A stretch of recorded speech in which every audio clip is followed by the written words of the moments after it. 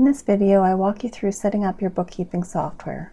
I use Sage 50 Premium Accounting. You can choose from several different software companies and bookkeeping programs. The setup and features may vary, but the video should give you a good idea of how they work. The Setup Wizard will walk you through the basics, and then you can fine-tune the settings once you have your file set up. Enter your business name and address. You don't need to enter your address here unless you plan on using it in documents such as invoices. Choose your fiscal start date. I suggest using the calendar year if you're a sole proprietor. You should consult with an accountant though. I am not able to offer professional advice regarding your tax situation. Once you start entering data, you cannot change this date, so decide before you enter anything. Next, follow the prompts to import the chart of accounts included in the business management course, or choose the first option and set up the chart of accounts based on your industry. Manufacturing would be a suitable template since you'll be assembling items for sale. We will go over the chart of accounts in another video. You can name your file and select where you want to save it, then hit Finish. Next, I will open the file I've already set up for the course videos. You can see the layout with the tabs down the side. It opens on the last tab you are using. For this course, I'll go over the settings in this video, and then in other videos cover the customer and sales, suppliers and purchases, inventory and services, banking, and the company tab. First, let's look at the settings. Your company information is the same screen as in the wizard with the fiscal year dates. You can make changes to your company information here. If you wish to use cash-based accounting, you can select this. I don't recommend it, but speak with an accountant about what works best for your business and your country's tax laws. Set up your backup and choose how many you want to keep. If you're working on the same day and back up more than once, it will try and overwrite the previous backup. This will only be an issue when you're close to your year end and working on the last day of the year on more than one day. You can change the last number of the backup name so it doesn't save over the last file. Orders and quotes for suppliers is if you order from wholesalers. Those who are retailers for a brand may use this setting. I won't go over it in this course, however, since it would not be a commonly used feature. The quotes and sale orders for customers is covered in the Customers and Sales video. You can turn on these features here if you wish to use them. I don't use packing slips for customers except when shipping, but I don't use the ones from Sage. I would skip this section. It isn't likely you need to set it up. Add any credit cards you use to make business purchases. You will need to add the corresponding accounts or rename them to match in the chart of accounts. Set up your liability account and expense account. You can then turn on the ability to reconcile the account from the banking screen. This allows you to do month-end reconciliation. If you accept credit cards or other form of payments, such as PayPal, enter that here. The asset account is the account that tracks the money owed to you by the credit card or payment processor company. The discount fees post to the expense account. Create a unique asset account for each payment processor and use the same expense account for the credit card processing fee unless you wish to track them separately. You may, for example, want to track Etsy fees separately than your credit card fees. Set your currency to match your country.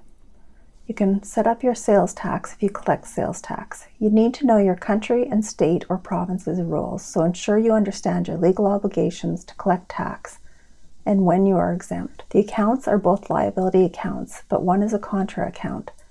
Sales tax is a liability you owe the government, and in Canada, you can claim the GST on purchases against that amount. HST or PST rules may be different, but we only have GST in Alberta where I live. If you collect more than one tax, set up separate accounts for them in the chart of accounts.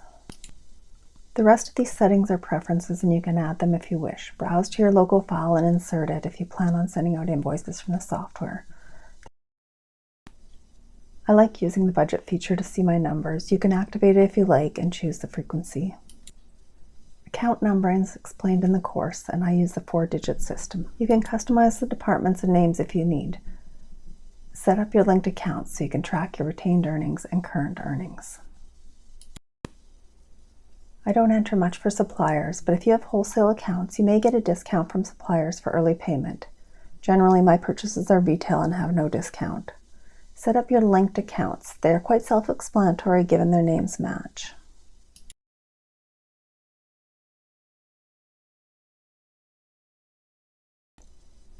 Same with customers, I don't set up much. You can add more details in the customer tab if you need. Set up the linked accounts.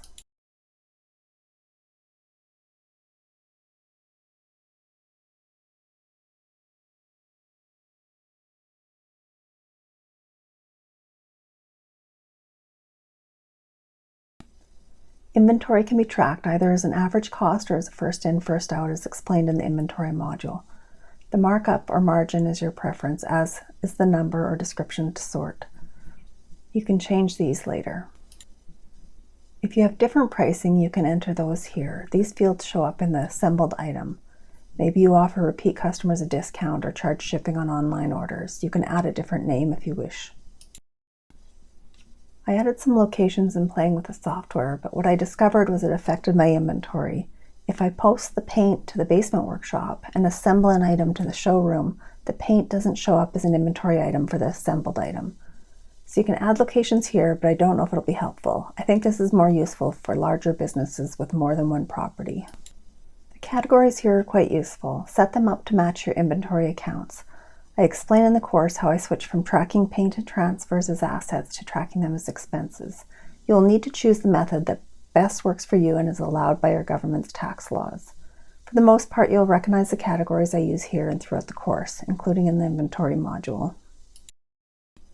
Make sure you set up the linked accounts. I explain how this works in the bookkeeping course and other videos, but you need to have an account to assemble your items to, which is the one here.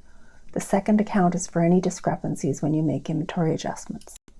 Here is where you would set up your divisions if you're using them. You can allocate different budgets to each division. User preferences are customized by user and what you want to see. You can choose the accounting terms or the non-accounting terms. Note the difference between the names of the customer and sales and supplier and purchases tab to receivables and payables. Another section that you'll use fairly often is reports.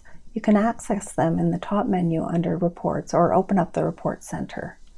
I use the trial balance a lot, and the balance sheet and income statement are discussed in the bookkeeping module. You can look at them in greater detail here. The general journal and other transaction reports are also available. That covers the basics of setting up your bookkeeping software.